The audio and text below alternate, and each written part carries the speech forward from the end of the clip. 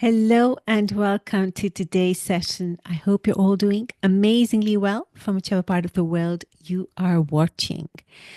Today, I would like to talk about the one win rule. So, what every wellness director needs to prove first.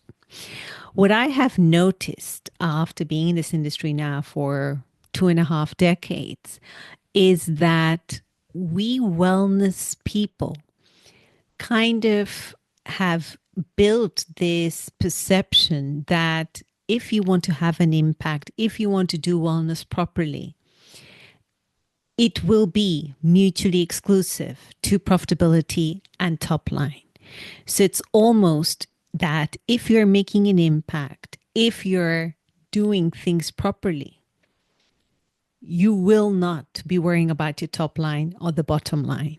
That you can't both be impactful and have a commercially sustainable business. And what I want to call out is this myth. And actually, I want to go a step further and say it's actually irresponsible of us if we create businesses that are not commercially sustainable. Because if we don't have a business that is commercially sustainable, we will not be able to make the impact we want. We will not be able to give our teams the salaries they need. We will not be able to support our community if we don't have a business that is commercially sustainable. So making an impact and commercial sustainability are not mutually exclusive. In fact, they have to go hand in hand. Now, why I wanted to talk about this subject today, about the one win rule, is that many times wellness directors say, wellness is very different. I mean, you don't understand. It's not all about the money. We don't see profitability too soon. And I'm 100% with you because it is true. And those of you who've been following me for a while, you would know that I do say that the wellness business is very different to food and beverage or rooms. And that even in my book, I talked about how, rooms, food and beverage, and there is no kind of, I appreciate and I know they're very, very difficult businesses. I've run my own food and beverage outlet in London, so I know it's not an easy business. But that said, if you have a very strong PR campaign, you have a very solid product.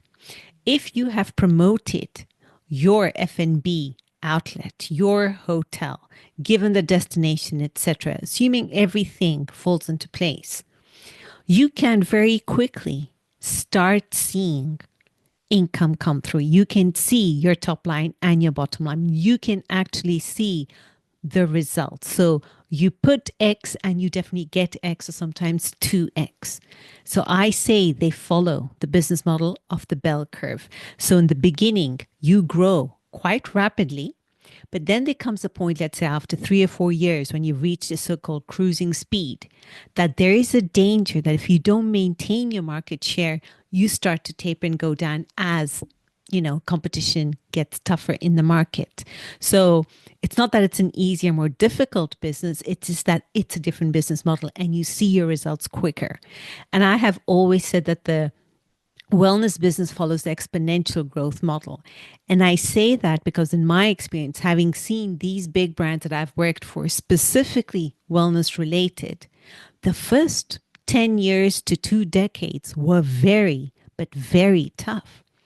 Because wellness businesses, even if they have the spa element, the gym element, they require a huge capital outlay. On top of them, they're very labor intensive businesses. So not only do you need a huge capital outlay, but maintaining those facilities, the overheads are incredibly high of these businesses. So the first few years, you are putting in X, and sometimes you don't even get X, you get half of X, or you could just barely get the same amount. So your growth is steady the first few years, and then you suddenly see that exponential growth. It's like that bamboo going, apparently, it takes 3 years under the ground until finally it shoots up. It's the same principle when it comes to the wellness business. That has been my experience, particularly when I look at a hotel in any part of the world, you compare it to the wellness, and I define wellness, the spa, the gym area, the upkeep of it, the capital outlay, what is required, and when you start seeing the return on investment is very different to F&B, food and beverage outlets or the rooms. So it's a very different beast. That said, I think it's also incredibly important for our wellness leaders to not mistake that from the fact that they do need to get a win very quick. And, I take a throwback way back to 1998 when I started off in the banking industry. I remember I was in the St. Paul's office in London, and my boss, I call him my mentor. I've christened him my mentor, though I don't think he knew who I was. He was my mentor, but he used to always say, Sonal, always keep your eye on what matters. I'm like, like that serious talk. Yes, okay, I'll definitely, but how do I know what matters? And he said, just keep your eye on the one thing that moves the needle, always. And I didn't realize how much those words had impacted me.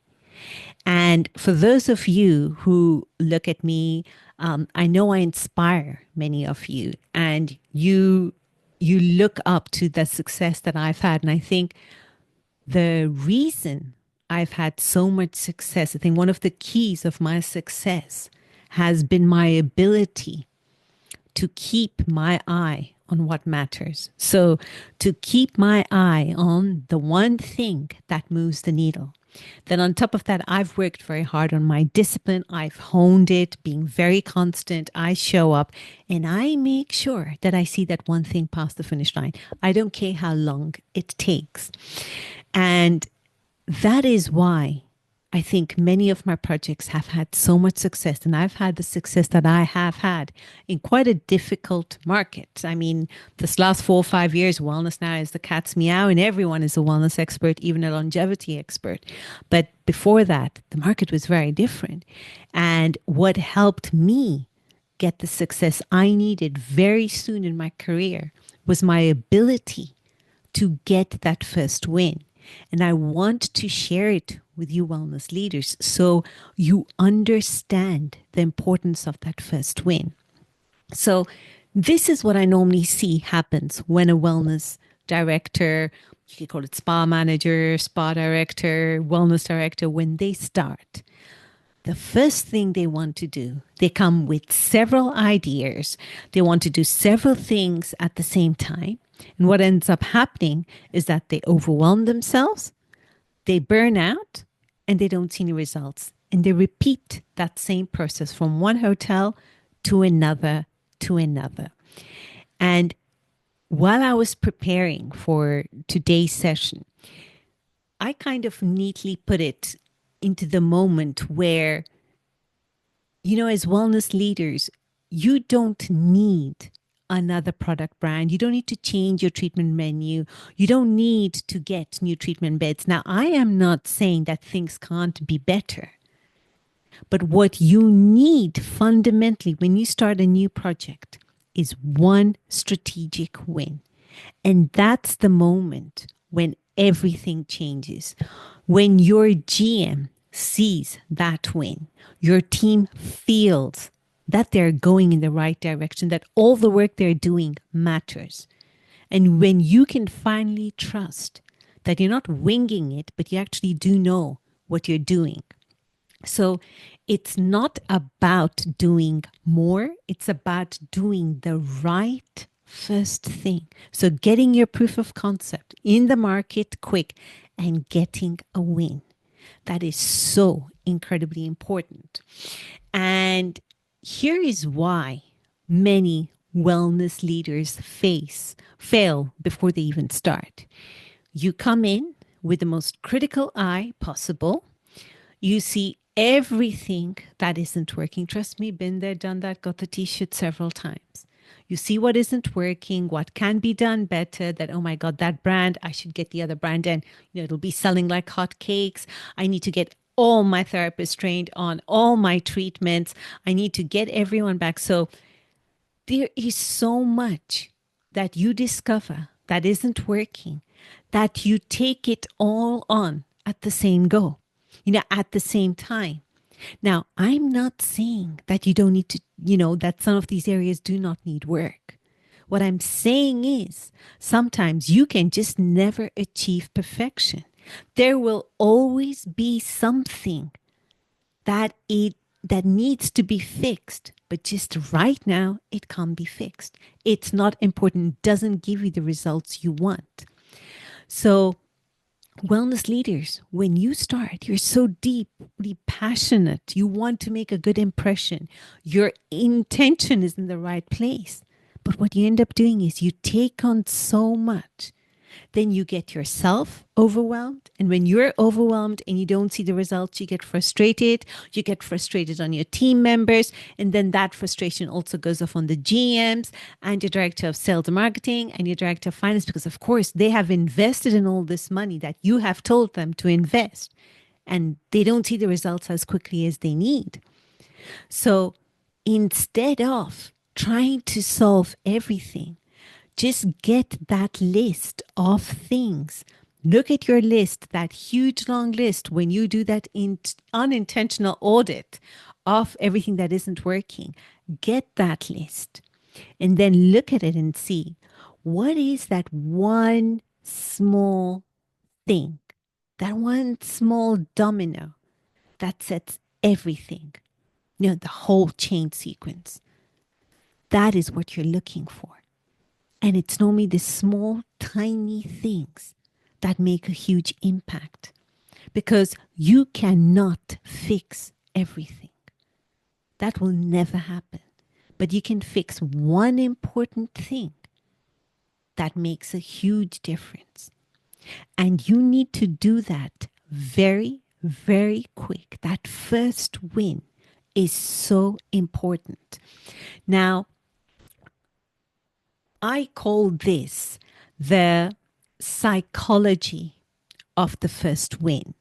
So the first win doesn't just help your numbers, it shifts how you are seen.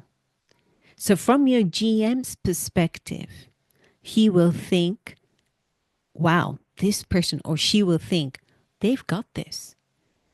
When you get your first win, it tells your team, we can trust this direction. And when you see that first win, you can say, wow, I'm not guessing. This is just not pot luck. I actually know what I'm doing. So when it tells your GM, that person's got it. It tells your team, this person is taking me down the right path. And then you realize, wow, I can actually deliver something in quite quick. You know you're not guessing. You actually know. And this is what builds momentum. And momentum is key. What doesn't build momentum is the hype, the noise. What builds momentum is the results. You do a change, you promise a result, and you deliver on it. And when you deliver that result that you promised, you get belief. And believability in your ability as a leader to take your team into success is the key currency of leadership. And guess what? We're never taught that important factor. You have to deliver results. Not only for your sake, for your team's sake, for your guest's sake. Because belief is what drives momentum. It drives trust in you. And the question is then, suddenly you might be asking, how do I know that, I've got the first win, that strategy? How do I know? Along this list of long things, this long list of things that need to be done, what exactly should I be doing? I've drafted 3 questions that I subconsciously ask myself. And it is, you choose when you look at your item, your each of the items that you write in your long list, they have to tick the checkbox of three things. One, it matters to leadership. So it matters to your owners, your GM. Two, it excites your team. It gets your team passionate about the direction you've chosen. And three, it solves a visible pain point. And no, changing your product brand is not a visible pain point. And I will also be walking you throughout. If you look at I created a one sheet strategic wellness plan. And in that plan, I'll leave a link down in the comment section. In that plan, you can actually find out in a space of only half an hour, you can get that strategic first win nailed in just half an hour, just by asking yourself a series of simple questions. We're not talking about ninja calculations. We're talking about simple questions that just help anchor you. And if it satisfies your leadership, if it excites your team, and you're solving a visible pain point, not something you have invented or you think could be done better, a pain point, not a fault, that is when you know you have identified the right first win. Get your proof of concept, get people to believe in you, and in turn also get to believe in wellness. And we can see that once you get this first win, everything changes. You get the support from your GM you need for future and bigger investments. You get your team's buy in to do more difficult and bigger things going forward. And also, if you look at the entire business of the hotel, you will also see that whatever you do, it has an impact on the overall profit and loss.